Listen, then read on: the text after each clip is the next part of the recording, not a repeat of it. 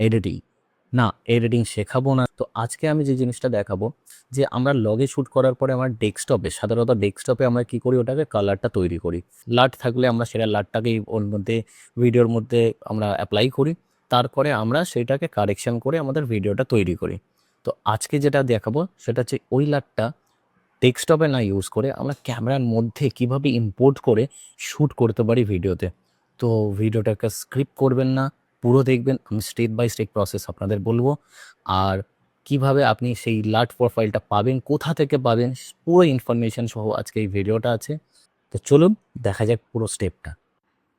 সবার প্রথমে যেতে হবে ব্রাউজারে, সেটা যে কোনো ডেস্কটপ হোক বা হচ্ছে মোবাইল। সেই ব্রাউজার থেকে গিয়ে টাইপ করতে হবে ক্যানন লাট লাইব্রেরি। ক্যানন লাট লাইব্রেরিতে যাওয়ার পরে ওখানের মধ্যে আমরা পেয়ে যাব ক্যাননের সমস্ত লাটসগুলো। তো এখানে লাটস লাইব্রেরি ফর পিসি রয়েছে, তো সেইখানে আমি গিয়ে এটা ক্লিক করব। আমরা এখানে দেখতে পারবো পুরো ক্যাননের লার্জ প্রোফাইলগুলো, মানে লুকআপ ফাইলগুলো। এবং আরও নিচে যখন আসবো কোন কোন লার্জগুলো রয়েছে সেগুলো আমি দেখতে পারবো।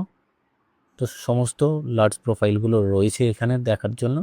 আর ঠিক তার নিচে যদি যাব, তার নিচে দেখতে পারবো যে কী কী ক্যামেরা কম্প্যাটেবল, মানে ইন বডিতে ওই লাটটা ইম্পোর্ট করতে পারবো কোন কোন বডিতে।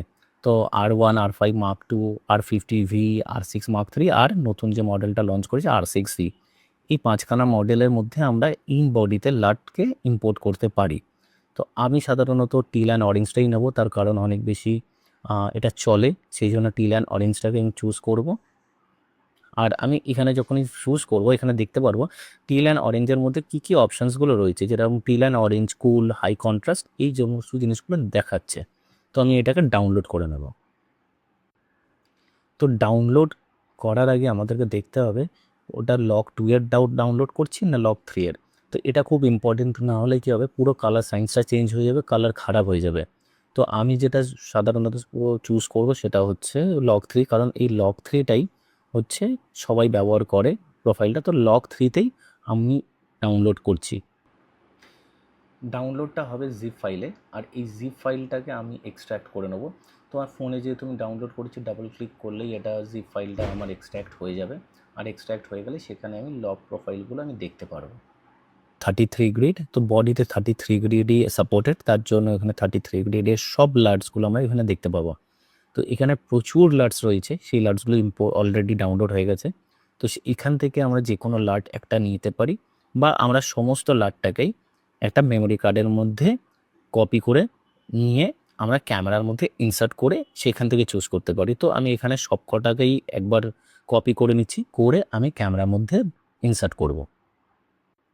তো এখন দেখা যাচ্ছে লগ যেহেতু অ্যাক্টিভ আছে, লগ 3, তো একদম ফ্ল্যাট প্রোফাইল ছিল। এখানে সিপি ফাইলে যাব, কাস্টমে যাব, কাস্টমে গিয়ে আমি এখানে নিচের ঠিক অপশানে আসব, একদম দেখবো লুকআপ ফাইল সেট আপ, ওখানে ওকে করব। করার পরে রেজিস্টার, যেগুলো আমি ইম্পোর্ট করেছিলাম আমার মেমরি কার্ডে সেগুলো দেখাচ্ছিলাম, যে কোনো একটাকে চুজ করে নিয়েছি। করার পর এটা রেজিস্টার হয়ে গেছে, দেখা যাচ্ছে পুরো একটু গ্রিন স্টোন রয়েছে। তো আমি এখানে আবার গেলাম, গিয়ে আমি এটাকে কি করব, সেম জায়গায় গিয়ে আমি এটাকে আগে ডিলিট করব, লুকআপ ফাইলটাকে ডিলিট করে আমি যে কোনো আবার একটা লুকআপ ফাইল যেটা রয়েছে, মানে কিউ ফাইল আছে, চুজ করে নেব, করে আমি এটাকে রেজিস্টার করে নেব। তো আমি একটা চুজ করে নিলাম, করে আমি এটাকে রেজিস্টার করেছি। করার পরে এবারে দেখতে পারবো যে পুরো এটা যে পুরো গ্রিনিশ ছিল, এটা হয়ে গেল ব্ল্যাক অ্যান্ড হোয়াইট। আশা করছি ভিডিওটা ভালো লেগেছে আপনাদের, কারণ আমি পুরো ইনফরমেশানটা দেওয়ার চেষ্টা করেছি আপনাদের, যে কীরকমভাবে আপনারা ডাউনলোড করবেন, কিভাবে আপনারা সেই লাট প্রোফাইলটা এই ক্যামেরার মধ্যে ইম্পোর্ট করবেন আর শ্যুট করবেন। তো ভালো লাগলে অবশ্যই ভিডিওটা শেয়ার করবেন আপনাদের বন্ধুদের সাথে, আর লাইক করবেন। ধন্যবাদ।